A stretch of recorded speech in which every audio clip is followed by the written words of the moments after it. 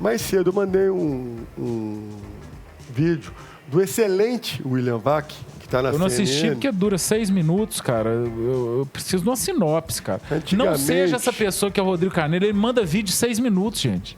O vídeo tem 2 minutos, eu acabei de ouvir no meu ponto aqui agora, isso é um ridículo. Você não ouviu porque você não tem interesse no programa. Mas vou resumindo, o governo federal ele criou 2... como é que ele indexadores, Rodrigo. Não, foi 2 indexadores, mas ele usa... São 2 arapucas para ele. Ele não tem para onde correr. Porque ele pegou o dinheiro, né, a verba pública, ele poderia, né, dar ordenamento adequado a ele e inchou tanto a máquina que não tem mais para onde ele correr. E os indexadores que foram criados, e aí, Cat, eu vou te deixar falar que você, por acaso, ouviu o vídeo do William Vac, que está aqui no roteiro, a gente já iria comentar sobre isso, mas eu acho que ele deu um resumo muito bom, onde ele fala o seguinte, cara, não vai sobrar dinheiro em 2 anos para se investir absolutamente em nada no Brasil, pela forma como foi indexado as contas públicas. E isso é um problema que precisa ser mudado, mexido agora. Só que, para onde mexer, ele vai ter um problema. Então, não tem muita solução. Ou é impopular ou é inviável economicamente. Pode ser, inclusive, além de impopular ou economicamente inviável, pode ser até arriscado a incorrer em improbidade administrativa. O que acontece basicamente é o seguinte, com esse arcabouço fiscal, né, a lei, esses gastos chamados gastos obrigatórios em saúde e educação, eles foram indexados sobre a receita. Quanto mais aumentar a receita, né, do governo, mais aumenta-se as rubricas desses gastos obrigatórios. E aqueles gastos que são discricionários, que estão livres para o governo fazer o que quiser, que já é muito pequenininho, porque o Congresso já abocanhou a maior parte. Isso ficou indexado pela inflação. Ou seja, com o avançar dos anos, eu não sei se em 2026, como prevê esse estudo, mas em algum tempo, no futuro, né, o que vai acontecer é que vai efetivamente essa rubrica que está indexada pela Receita vai comer, vai abocanhar o que sobrou para o governo. E aí não vai ter como, que você imagina, o governo vai começar um ano e ele vai querer investir em qualquer política, né, que seja de governo, ele não vai ter um centavo para fazer isso. Eu não diria que é uma armadilha, eu não diria que é uma arapuca, eu diria que é uma bela de uma agada feita pelos técnicos quando planejaram esse tal de arcabouço fiscal. Para saber de onde vem essa análise, a MCM, que é líder no Brasil no apoio a instituições do mercado financeiro, é uma das principais empresas de consultoria em economia. É um estudo que ela apontou essa inviabilidade da política fiscal de Lula a partir de 2026. Quem herdar esse governo herdará literalmente um pepino. Pois é, isso é sempre muito preocupante, né, Rodrigo? Porque assim, eu acredito que com o governo federal que a gente está tendo atualmente, as pessoas vão sair, né, querer ir para o outro lado, para a direita, né? E aí a direita vai acabar recebendo esse presente de grego, né? É uma situação complicada. Mas por que esse governo é de esquerda, Claré? Um governo que eu acho, vamos voltar para a próstata na mulher, acho que é menos agressivo do que isso que ele está fazendo. Mas ele me manda aqui que o governo é de esquerda. Mas esse governo é de esquerda? Mas aí o Lula é um cara de esquerda, Claré? Olha, um cara que se associa ao grande empresariado, às grandes empreiteiras, aos grandes bancos, que não se preocupa com juros, um cara que faz tudo o que ele fez e continua fazendo. A gente pode dizer que um cara desse é de esquerda?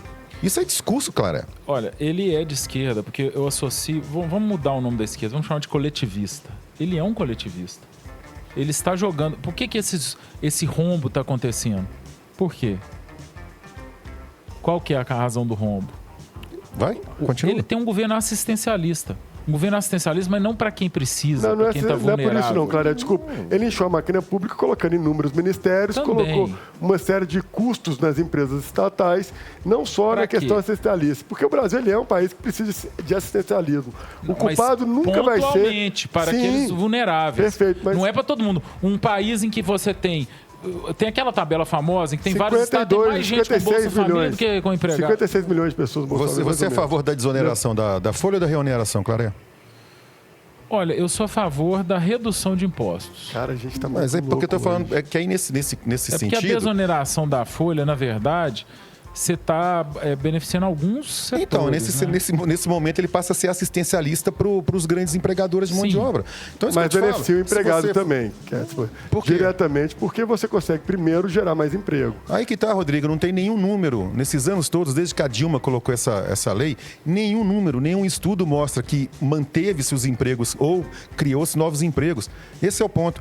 Gente, a gente, me perdoa, mas eu acho assim, sabe, Clara, a gente tem que parar de rotular essa história de esquerda e direita, o governo A ou B, porque a estrutura governamental, a estrutura federal do Brasil é a mesma há pelo menos 70 anos. Então você está voltando naquela tese que a gente não grande, que tira tudo do setor produtivo, devolve muito pouco, fica com toda a grana para eles. Isso é esquerda. Então, assim, isso é esquerda? Não. Esquerda. Mais além. O Collor foi de esquerda. Voltando imposto. Isso é esquerda. Cara. Isso é qualquer governo. O Bolsonaro aumentou, dobrou o Bolsa Família. O Bolsonaro dobrou o Bolsa Família.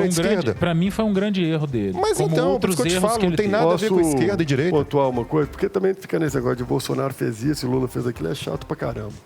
O que eu acho que o Brasil ele tem um problema natural da conjuntura no qual a política nossa é feita, que a gente é um governo oligárquico. Isso. Aí pode entrar na expressão que o Clarel usou, coletivista, mas é um oligárquico, porque ele beneficia, ele é gerido olhando apenas algumas oligarquias que têm um poder absurdo e fazem a máquina girar a favor dela e não a favor da população, e muito menos com um olhar de longo prazo. Perfeito. Um olhar imediato para poder resolver o problema daquele grupo. E ser reeleito. O que é um governo oligárquico? É um governo de esquerda. Não, desculpa. Aí eu concordo com o Ketzmann que a gente passou pelo Bolsonaro... O que é um governo de direita? É um governo que respeita os direitos individuais. Não, calma aí, respeita o indivíduo. O governo oligárquico, ele é contra os direitos individuais. Desculpa, com todo amor e carinho, já que a gente entrou nesse tema, já até larguei o roteiro aqui, peço desculpa para a nossa audiência que não está entendendo absolutamente nada, mas eu acho que agora vai fazer um pouco de sentido. Quando a gente fala sobre um governo de direita e de esquerda, a gente pode colocar no papel inúmeras questões onde eles se representam através dessas ideologias. Na prática, é diferente do discurso, em ambos os casos. Acho que teve visões nacionalistas do Bolsonaro que não tinha absolutamente nada a ver com o liberal. Teve visões liberais, sim, no Bolsonaro, assim como teve visões liberais de Haddad e teve visões extremamente conservadoras do... Teve decisões liberais? Não, mas tentativas, não teve conclusões. Quando a gente pega, por exemplo, uma linha que aí sim a gente pode trazer uma visão de esquerda e direita que difere, que Paulo Guedes não conseguiu fazer também, que é quando você junta poder na União em uma reforma tributária, onde a União se torna ainda mais centralizadora de recursos para poder dar o pingadinho para cada estado da forma como ela bem quiser, isso sim é uma visão de governo de esquerda, que é um governo centralizador que quer ter o poder na mão dele para poder gerenciar para os seus amigos. Só que o governo do Bolsonaro não fez absolutamente nada diferente para descentralizar esse poder da União. Rodrigo. Então também não podemos, neste exemplo, tratá-lo como um governo de direita. Clareia, aí você vai ter pontos e contrapontos. Nessa gestão, concordo, esse governo, você soma houve o maior financiamento da história do Brasil para a agricultura.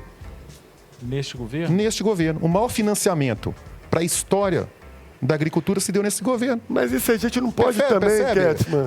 A gente não pode também, através de... E eu concordo que é ótimo, fantástico. Não, sim, o que eu estou dizendo é o seguinte... Mas não torna eles de direita por ajudar a agricultura. E nem de esquerda. O Estado brasileiro está organizado em castas para alimentar-se de toda a população do setor privado. Isso é histórico, independente. Essa é a minha tese, sabe? Independentemente de esquerda ou direita, Lula, Bolsonaro, Sarney, Collor, Fernando Henrique, Dilma, todos eles é um Estado corporativista e ladrão, que assalta a população e assalta o setor privado. Agiota de estados, deixa eu fazer um parênteses e municípios. Aqui. Quero só citar 2 atos altamente de esquerda aqui do Lula, porque eu tenho que falar. Um deles aconteceu ontem, né? Um vídeo dele, não sei se vocês viram, onde ele critica a abertura das fronteiras do Brasil. Chegou a ver isso? Não. Tá, vou te encaminhar depois. Ele está num discurso, ele falando que nos anos 90 abriram as fronteiras, foi um grande erro abrir as fronteiras, agora que ele fica feliz em ver as críticas à China, que as pessoas estão voltando a si, entendendo que tem que fechar a fronteira. Você vai falar que isso não é esquerda. Mas você é a favor de fechar ou abrir a fronteira? Abrir. O Trump é de direita e é a favor de fechar a fronteira, ele é nacionalista. Por isso que mas o Trump percebe que não tem essa história de direita e esquerda. Você está falando de direita e esquerda. Você pegar todos os grandes populistas de direita, extremas de direita hoje em dia, todos eles são nacionalistas. Primeiro, eu queria só um minuto dar parabéns para quem está nos assistindo até agora, nos ouvindo até agora, insistindo em tentar entender o que está acontecendo nesse programa. Tem alguém acompanhando? Tem alguém ouvindo esse programa? Você falou que está bombando. Mas mais importante de tudo... Não, porque normalmente quando o Kertzmann vem, não dá ibope. Mentira. Eu já fiz um com o Kertzmann, só ele, que a gente pontuou. Mas só pra gente ouço o Kertzmann quase todo dia de manhã. Ele e Paulo Leite. Às 7 horas da manhã. Ele está sendo mentiroso, porque tem 2 meses que eu não estou mais no Central 98, primeira edição. Segunda edição. Cara, qual que é a segunda edição? É o que era o antes do Central. Ele não quer acordar cedo, não? Não, ele pediu porque ele tem yoga esse horário. Quem que tá fazendo com o Paulo Leite? O João Henrique do Vale. Por isso que melhorou tanto. Olha só. João, cara. Parabéns, meu querido. Meus amigos, quem está nos assistindo agora, a gente está tendo uma discussão que eu acho que ela é válida, porque são discussões de boteco. Literalmente, estou tendo um papo de boteco aqui. E aí a gente vai falar sobre direita e esquerda, e aí entra-se invariavelmente nos temas do liberalismo. E com todo amor e carinho, o liberalismo ele não é um produto que a direita se apropria no Brasil e nem fora do Brasil, porque a visão da direita conservadora vai contrária a várias questões e valores do liberalismo. Assim como aqui no Brasil a esquerda se apropriou de alguns temas que beiram lá dentro do liberalismo e que as pessoas às vezes acham estranho. Mas no final do dia a gente está falando sobre uma hipocrisia que existe no Brasil, onde somos regidos e nós brigamos entre nós por conta de ideologia, então significa só das bandeiras que cada um levanta, mas na prática poucos eles se diferem. Aí quem me ouve agora fala, os bolsonaristas falam, tá louco, vamos nos comparar com o Lula. Não é questão de comparar, não é questão dos valores. E assim mesmo, os de esquerda falam, tá louco, vamos comparar com o Bolsonaro. Não é com relação a valores. Valores, eu acho que existe sim uma diferença imensa de visões, de pensamentos. Eu acho que isso é válido, é riquíssimo isso para a democracia. O que não é válido é a gente ficar se iludindo. A gente não melhorou o país nem no governo de esquerda, nem de direita, nem que foi uma tentativa de ter um governo liberal. A gente não melhorou o país na base dele, que é literalmente você ter um modelo onde você não vai beneficiar pequenos grupos. O país até hoje, ele foi feito, criado desde antes do regime militar, havia regime militar, aí depois veio a nova Constituição, que poderia ter sido lá uma oportunidade para a gente poder diluir esses poderes, fazendo com que a gente tivesse, de fato, uma democracia pujante, com vários exemplos que poderiam ser copiados, inclusive o americano, o inglês, mas não. A gente continuou nas castas e atuando apenas para pequenos Posso falar? grupos. A gente tem que entrar no intervalo. 4 líderes liberais que a gente teve no Brasil. Posso? Ai, por gentileza. Dom Pedro II, Prudente de Moraes, Campos Salles, Rodrigues Alves. José Dirceu, não? Ele nem foi líder, né? Mas ele pode ser. Ele está voltando.